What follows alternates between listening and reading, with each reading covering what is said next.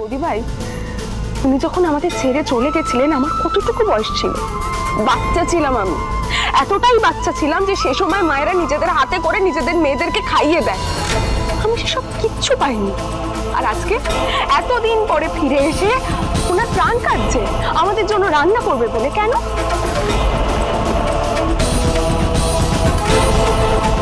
যাতে আমরা ওনার জায়গাতে ওনাকে ফিরিয়ে দিই, সেই কারণে। আচ্ছা, এটা কি ঘুষ নেওয়া হচ্ছে না কি বলো তো? রোহিণী, তোমার কেন মনে হচ্ছে যে মায়ের এই ভালোবাসাটা লোক দেখানো? কারণ ওই মহিলা শুধু নিজেকে আর নিজের বড় ছেলেকে ভালোবেসেছিল।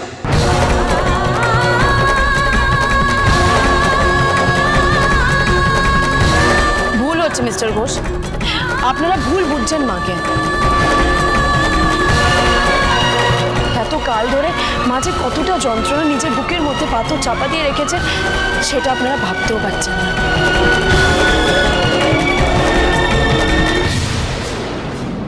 আর একজন মা যদি তাদের সন্তানদের থেকে একটু ভালোবাসা পাওয়ার জন্য নিজের হাতে রান্না করে খাওয়ান, তাহলে সেটাকে ঘুষ দেওয়া বলে না মিস্টার ঘোষ।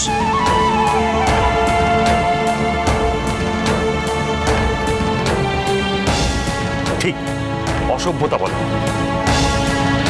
আমারও পেট ভরে গেছে, শ্রাবণ, আমার খাওয়ার দরকার নেই। মিস্টার ঘোষ, মুখের ভাত ছেড়ে এভাবে চলে যাবেন না। নিজের মাকে অপমান করে পাপের বোঝা তো বাড়াচ্ছেন, আর আমি আপনাকে মা অন্নপূর্ণার অপমান করতে দেব না।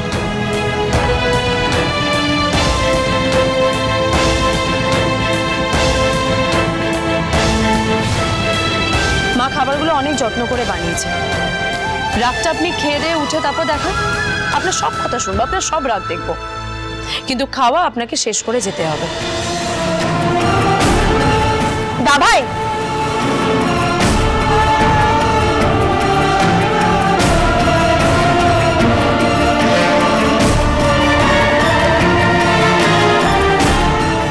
রোহিণী, তুমিও কি এবার খাবার ছেড়ে দিয়ে চলে যাবে? না বৌদি ভাই, এভাবে ভাত ফেলে আমি চলে যেতে পারবো না। কিন্তু কালকে থেকে যদি উনি আবারও আমাদের জন্য রান্না করতে চান, তাহলে কিন্তু আমার আর দা ভাইয়ের খাবারের ব্যবস্থা আমাকে বাইরে থেকে করতে হবে।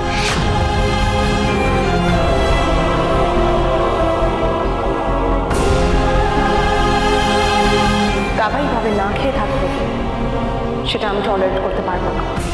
I am sorry.